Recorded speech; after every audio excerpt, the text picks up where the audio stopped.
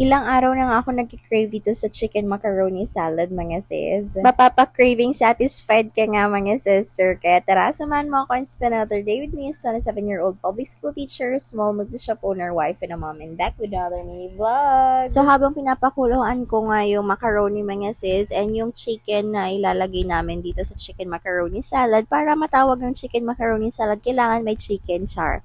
Nag-slice na nga ako dito ng carrots. Kinakailangan maninipis lang talaga at maliliit yung, ayan, parang square-square na maliliit lang talaga siya. Siguro naman, mga sis, alam niyo kung paano magluto ng macaroni. Kung hindi naman, meron namang instruction doon sa packaging niya. I-check nyo na lang. So, kapag luto na nga yung macaroni, mga sis, i-drain nyo na nga yung water na ginamit ninyo. And after nun, i-mix nyo na nga itong carrots para medyo konting luto. Ganon. And mag-add na lang kayo ng mayonnaise dyan. So, parang tansyahan lang ginawa ko dito, mga sis. Naglagay ako ng ganyan, pero parang kulang pa rin. Kaya nag-add pa rin ako ng mayonnaise. Actually, ayaw ko nga yung macaroni na may fruits, may condensed milk, yung matamis. Ayaw ko nga yun, mga sis. Mas bet ko nga yung ganito na may mayonnaise. And then, ito, kinakailangan po pa rin naman lagyan ng condensed milk, pero hindi ganon kadami. Parang pampalasa lang, pampatamis ng kaunti, ganon. So, kung nakita nyo nga dun, mga sister, nag-add pa ako ng mayonnaise namin sa bahay kasi nga parang kulang pa rin siya. And ito, naglalagay na ako ng condensed milk, pero hindi ko ilalagay lahat yan kasi ayoko ng sobrang tamis. Eto, mga sis, nakita ko nga lang itong chicken breast sa may ref namin. Kasi nga nakalimutan ko palang bumili ng manok, o diba? So after nga na maluto ng chicken, mga sis, nilaga ko nga lang yan para lumambot, and then ayan, hinihimay-himay ko na siya. So bahala na kayo kung anong gagawin nyo dyan na mapahimay yun ng mabilis. So after nyo ay mahimay-himay, ilalagay mo na yan dyan sa may macaroni. Hindi ko pala napindot yung video dito, mga sister, pero nag-add din pala ako ng konting nasal cream, salt to taste, and then pepper. Nag-add din pala ako ng pickles dito, mga sis. So bahala na kayo kung anong brand ang gagamitin ninyo. Nung bata nga ako, mga sis, ayaw ko talaga nitong pickles, pero parang nagkakaedad na nga tayo, kaya nagugustuhan ko na yan. And then nag-add din pala ako dyan ng pineapple chunks.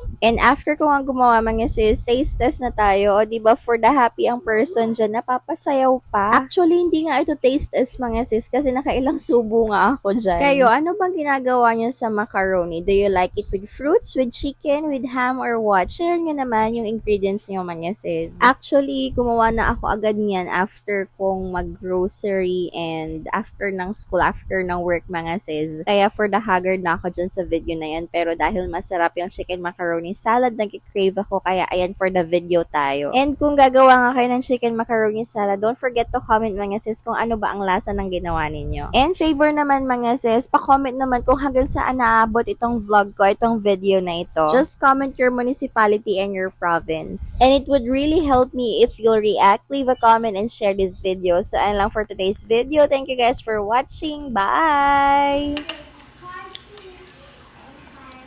Blueberry, that's no nuts. Blueberry, that's no nuts. It looks like a grape, so. This is the grapes. Strawberry has